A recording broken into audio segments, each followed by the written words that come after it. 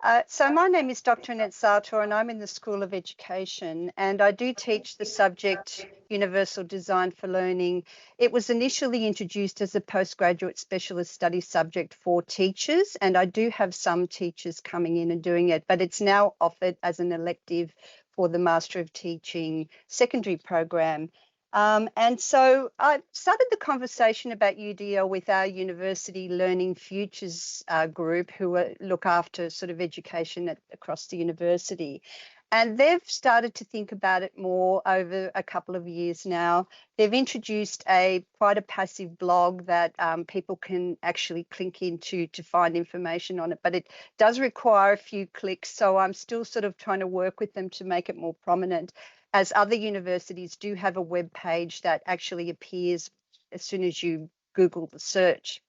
And the other thing that I've also noticed is that through Learning Futures, they're starting to talk about UDL in the conversations about AI and how do we integrate AI in an ethical way, but in a useful way, bearing in mind that it's something that students really need to be able to use as they progress in their studies and in their work. And the other big thing that's happening in our university, which is Western Sydney, is that they've done a massive review of the retention numbers and so on, and looked at their engagement strategy. And I've noticed that UDL is now starting to pop up in the conversations about improving engagement across all areas. So if we could have the next slide, please.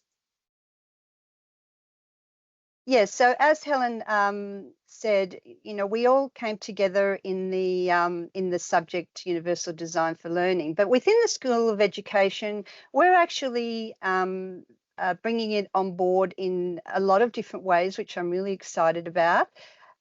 We've started recently over the last 3 years, and this is why we're also exhausted. We've introduced 3 new undergraduate degrees. Bachelor of Education Primary was the first one. Bachelor of Education Early Childhood just started last year, and this semester coming, and I'm also an academic program advisor for the Master of Teaching Secondary, we're actually starting the Bachelor of Education Secondary program. Now, within those programs, in the final year of the Bachelor of Education degrees, we've actually introduced an inclusive major suite. That means that students can take 4 subjects in inclusive education, and UDL will be a part of those 4 subjects. So they can do this inclusive education minor in their 4th year, and then if they want to go on and become a particular inclusive education teacher, they can then have those 4 subjects as a credit towards a postgraduate degree, which I think is very exciting.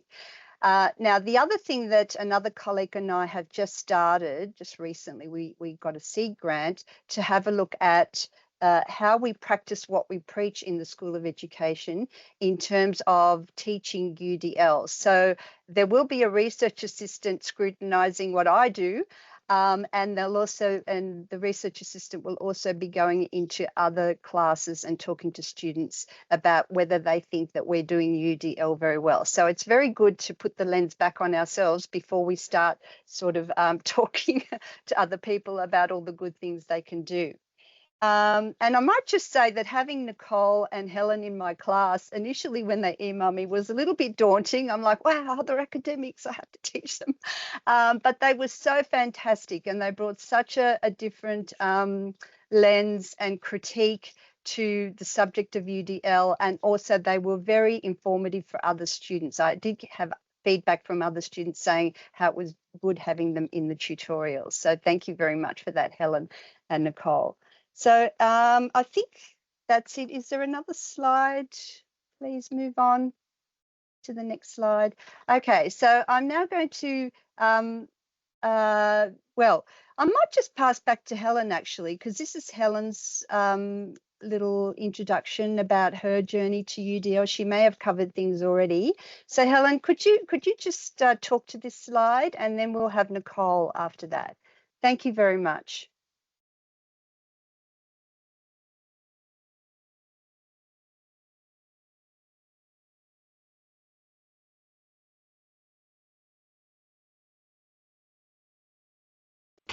Okay. So it was really great to have Annette as our instructor, because she is passionate about UDL, having built the unit herself, and it was great for us to be able to bring what we did to that, as well as hearing from how UDL works and how inclusive education works within, you know, the secondary and primary schools from the other cohort as well.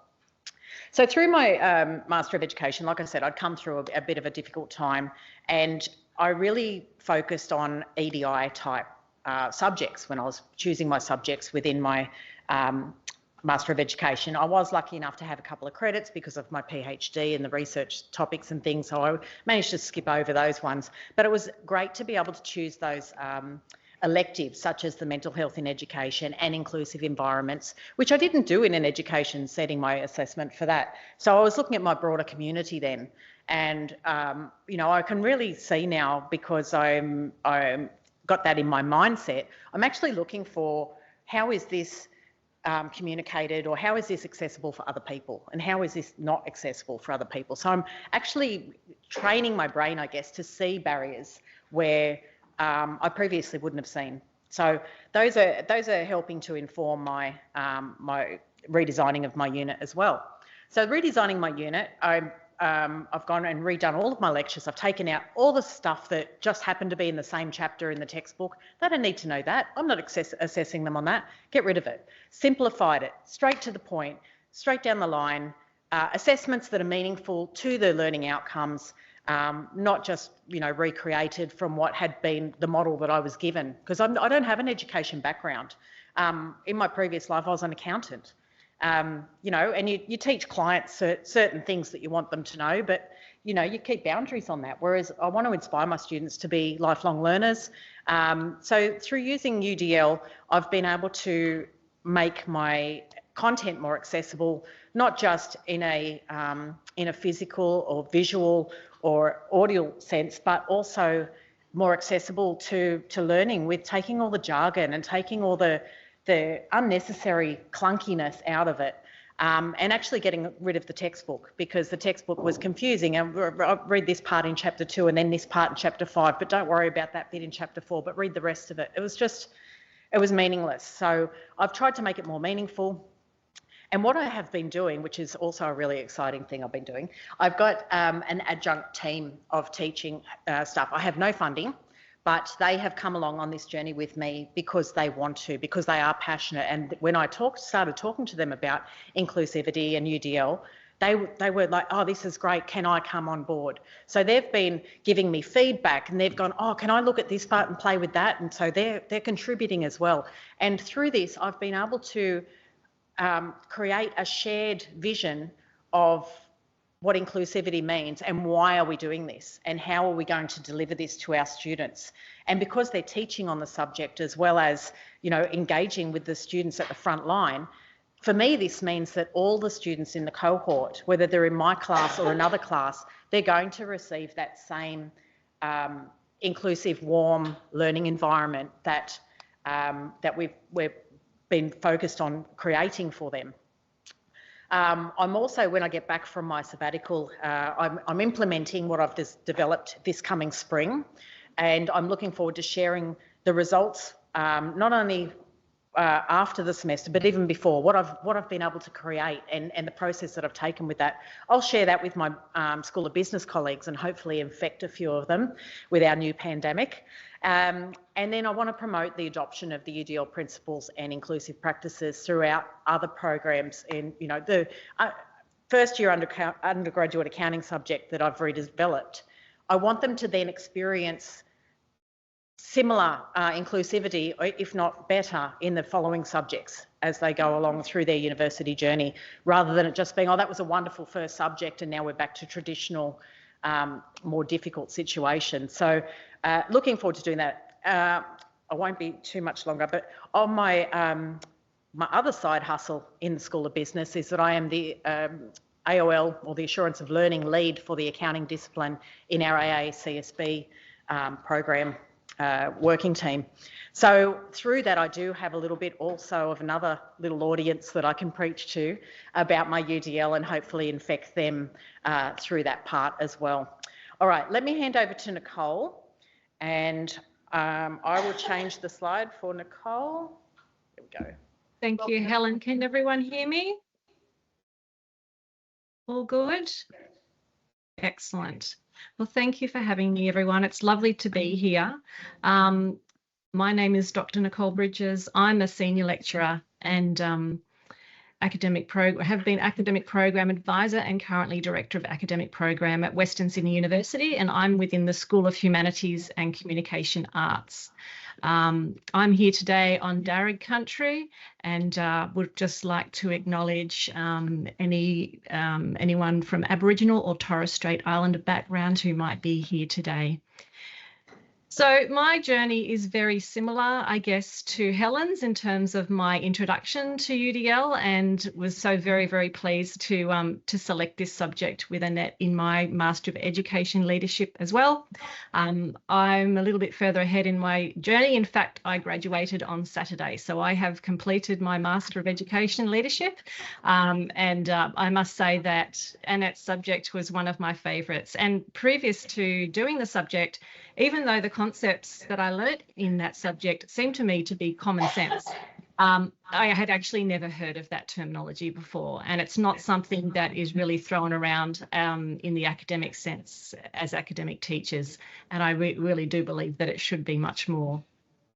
So my background is in public relations and communication subjects. I've been an academic for 20 years, and Western Sydney, as you may be aware, has a high proportion of low socioeconomic and first in family students to attend university, and I'm one of those people. Have grown up and lived my whole life in Western Sydney and was the very first in my family to attend. So I have 3 children. 2 of these are also neurodiverse. So I've always, I guess, had a little bit of an awareness of those aspects and the challenges that some of these types of students might have. So I guess that's where my passion has always come from in terms of education as well, and making it as equally accessible as we possibly can. And in my previous role as academic program advisor, I obviously realised how complex some of the needs are of our students. And I think many of those needs, as you all have understood, have been compounded by the COVID pandemic. And now we are seeing students who had complex needs with super complex needs. It's becoming increasingly difficult to support these students. So I'm currently in the Director of Academic Program role, and that means that I manage the staff and teaching of 3 different programs: communication, creative industries, and screen media. And our university, like most, are currently reviewing our programs, and we've just launched the new Bachelor of Communication. Now, we were a little bit too far gone in terms of the planning of these subjects by the time I discovered UDL, but what I'm planning to do is I actually have one of my introductory public relations subjects that is going to be overhauled for teaching in autumn next year. And so I guess I'm a little bit behind my journey, behind Helen, in terms of changing things at the grassroots level in my own program. But that's what I'm going to do, is do that for one of my subjects, and then hopefully infect the rest of my academic colleagues to change and to modify their subjects. I did recently have some experience with a student in one of the programs that I manage, not a student that I've taught, who had very, very complex needs, and after studying with us for many years was basically at risk of being removed from the program with very, very few subjects left to complete. And I really drew on those, my awareness of the UDL principles to find another way to support him through. It was challenging at times because, as you can understand, some academic colleagues are very much down the line. We've given him all the chances, we've followed all of the policy, and that is it. But I honestly believe that if you have a student who's been studying with you for 8 years and has tried the best that they can do with the circumstances that they are in and the challenges that they are facing, that the onus is on us to support them the very best we can and enable them to show us and to demonstrate that they have the knowledge and the skills that we know that they have. So we worked through with a couple of subject coordinators who were very, very willing, and I think that's the thing with UDL, you've got to have people on your team with the right mindset. And I'm pleased to report that only a few weeks ago, he finally completed all of his assessments. So he will be graduating. But it was kind of at the point where everyone had given up on him, and I just ended up going to the Deputy Dean and saying, look, this is where we're at. If you look at the fundamental principles of UDL, and you look at the learning outcomes of that subject, and you look at the assessments that this student has been set, there is another way around this. And so that was really reassuring for me and a real eye opener. And I guess, helping me to really be determined to start to introduce this into our programs as well. So I think we're at a very exciting time at the beginning of, some interesting times at our university. And thank you, Annette, because you've inspired us all. It's been wonderful having you teach us about this concept. So would you like me to present the next slide, Helen? Yep. Okay. So what we would like to achieve, not just today, but moving forward, we want to lead by example in demonstrating renewal for inclusive curriculum and inbuilt flexibility to enhance student engagement, retention and success. We want to share the benefits of UDL approaches for both students and academics in meeting learners where they're at. We want to raise awareness that all learners have diverse needs, demonstrating the importance of providing choice and flexibility, and empower learners to have control of their learning journey. And hopefully achieve cultural change at a broader level across the university, and promote UDL into as many programs as possible, and advocate for professional development of teaching staff in this area. And I think that would be a great way to start. Even just I'm thinking as we're chatting, getting Annette and Helen to come to one of my school meetings and share your success, because that's kind of how it works, right? We see how one person does it, and then we keep going one subject at a time. Thanks, Nicole. So just some of the challenges that we anticipate, the usual, the resistance from academics to change, also in, other schools, such as School of Business, where they don't have an education background. I'm the expert in accounting and I'll take it the way I give it. So lack of the pedagogical training, and the inherent barriers that we face in the university policy, and also in the in School of Business, particularly with the professional bodies and their accreditation requirements. It has to be an exam, it has to be this, and it has to be that. And of course, the workload and time constraints. And finally, we just wanted to flip it over to you guys and go, help. What can you share with us that is going to help us on our journey to infect the rest of the university? So, what have you done to achieve academic buy-in? And I know there's a couple of sessions today that I'm keen to attend. And just how have you shared in your context? We are running over time at the moment, but I can take one short comment from the audience, and then we'll hopefully continue this discussion at morning tea as well. Yeah.